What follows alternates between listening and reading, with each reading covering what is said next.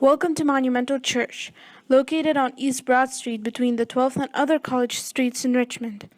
The history of the Monumental Church is quite interesting, as it is one of America's oldest Greek revival churches, and so it holds great historical significance. It was built in 1814 by Robert Mills, the first American-born architect, in honor of the 72 people that died in the tragic fire in the Richmond Theater in 1811. The church stands on the same site where the theater once stood. The fire started when the chandelier candles ignited hanging scenery on fire after getting entangled with the rope. It took a while for the people to realize that there was a fire because it happened behind the closed curtains, and when they finally did, it was already too late. The fire was so great that it's said that all the ashes left at the site were human, and underneath the church lies a burial crypt where their ashes resides. It was thanks to the heroic efforts of Gilbert Hunt, a slave blacksmith, that not as many lives were lost that day. His name is briefly mentioned on the Monumental Church sign. However, his bravery was never officially honored or stated until that sign was put up in 1992. The church was also attended by Edgar Allan Poe's stepfather, as well as Justice John Marshall and John Wickham, who was an ex-Confederate soldier as well as an attorney. The church has a long history of conflict, as it housed 3 different denominations over the years, and it stopped being denominational in 1965. At one point, though, it served as a medical chapel for the state. Now, wedding of any group or denominational can be held there by registering for an appointment first, of course. The church functions less and less like a church, as it doesn't look like a church, and is treated as a historical landmark and a tourist attraction. The church was first an Episcopal church before it changed. As I was arrived at the location of the Monumental Church, it was quite early in the morning, about early in the afternoon. Around the back side of the church, you couldn't hear the traffic, and the traffic wasn't as bad in the early afternoon.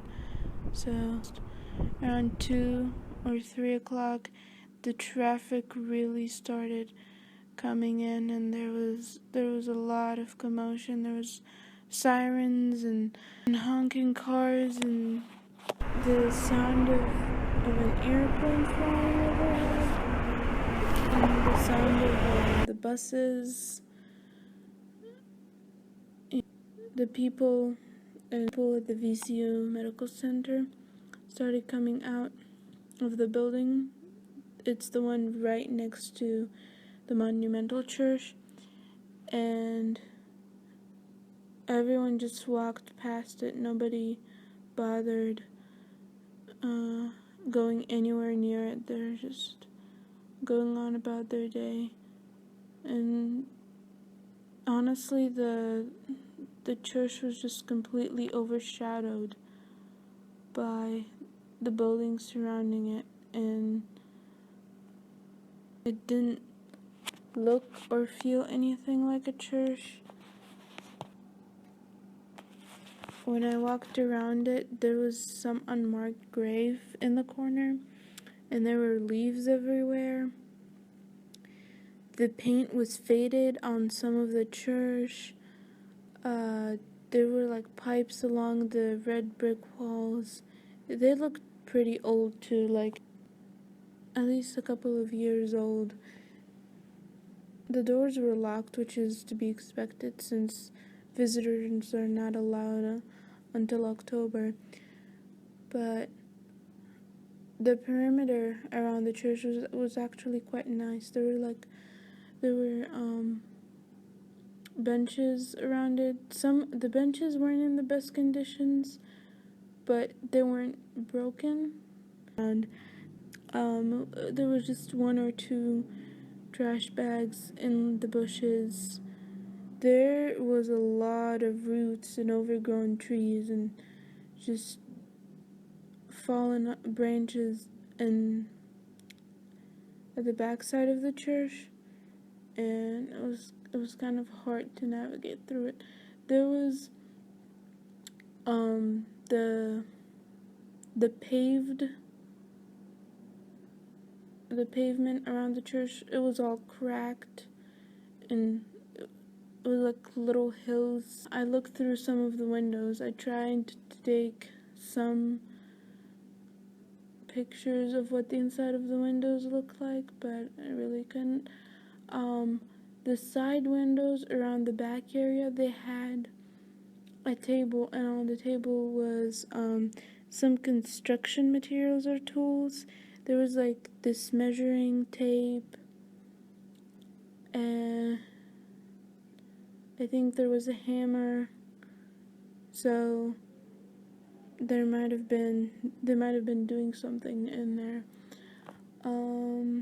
Said the Virginia Convention of 1788 met in Richmond Academy near this spot and ratified the U.S. Constitution. Architectural style for the church is neoclassic, with four main components, one of them being the dome on top of the church.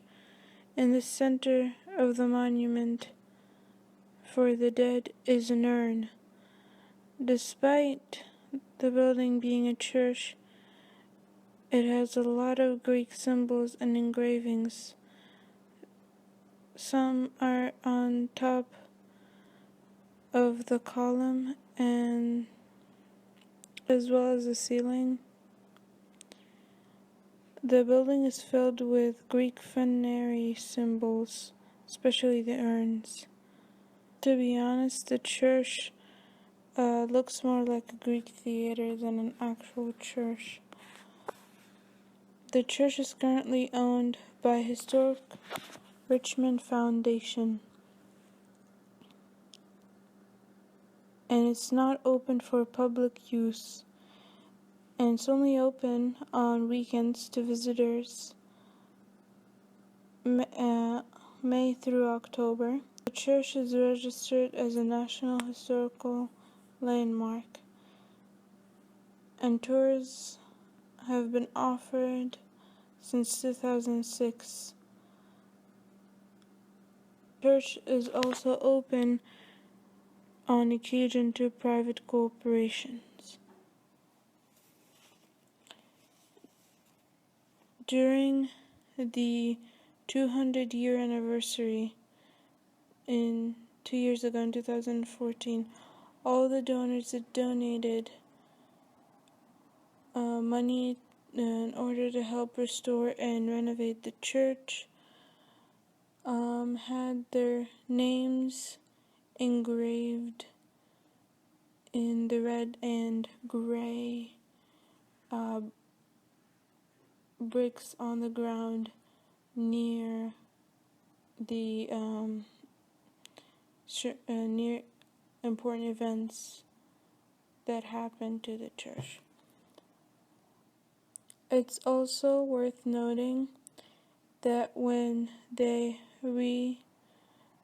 renovated the church and restored it, they completely replicated the monument the same as it was. And in the original monument, the white names were listed first, like in the upper portion of the monument, and then it was the black names or the African Americans, and in the new restored monument is the same thing. Even though the church is restored, many parts of it are still deteriorating, and it's like the building needs more renovation. The church's placement in the busy street makes it almost invisible to people around the area because the buildings surrounding it, such as the Medical Center, overshadowed, and most people just walk past it. I don't think a lot of people know what it actually is that this building is a church. It's an old building in a fast evolving city. In the speeding urbanization of the area around it makes it look out of place where it is. Although the building was meant to be a memorial and church, and that was the purpose of building it, now it has many purposes. It serves as a multifunctional hosting or housing building. There are tours being offered. You can register to have a wedding. Private corporations can do special occasions in it. It's not really open completely to the public, but they can visit it along with tourists. It's become more of an actual national, an actual historical marketing attraction. Then it has become more of an actual tourist attraction than a historical landmark, because somewhere along the way its historical significance is lost to all the urbanization and to all the different uses that people are trying to get out of this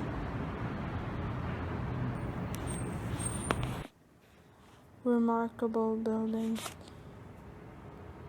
Most, if not all, the conflicts and the issues relating to the Monumental Church are internal. There is not a lot of external conflicts. There is some conflicts between different corporations and tours offered on who gets to use the church, but it's not a main conflict. Mainly, it is the contemporary, as in the now, the metropolitan area, the noise, traffic surrounding it, versus the historical aspect of the church. It looks old compared to its surroundings. It doesn't look like it belongs, but it retains its historical meaning. It doesn't function like a church anymore. It's not located in a typical church location. There's a lot of noise and a lot of traffic surrounding it, and it simply no longer serves as a church. However, it still holds a great historical and national significance, as it is still the second most historical building in Richmond after the Capitol building.